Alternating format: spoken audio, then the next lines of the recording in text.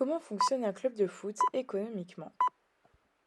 Pour le comprendre, il faut déjà comprendre l'origine de ces recettes.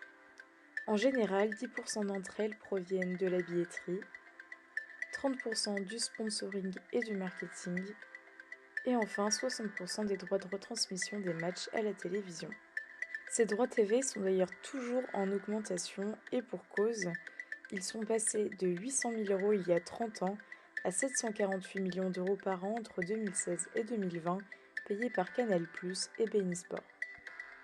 Ces droits perçus sont reversés par la Ligue de football professionnel au club.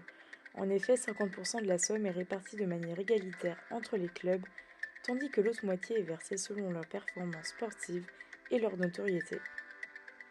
En bref, ces recettes permettent au club de continuer à acheter des joueurs en réalisant des transferts. Et c'est en 2012 que l'Union européenne des associations de football interdit aux clubs de ne pas dépenser plus que ce qu'ils ont gagné sur la saison. Les recettes augmentent également par l'intérêt croissant que porte le monde au football, en témoigne le nombre de téléspectateurs de la Coupe du Monde qui a été multiplié par 30 en 20 ans. Enfin, les investisseurs étrangers permettent d'augmenter les recettes d'un club tout en utilisant le football comme instrument de soft power. On retient évidemment le PSG, racheté par le Qatar.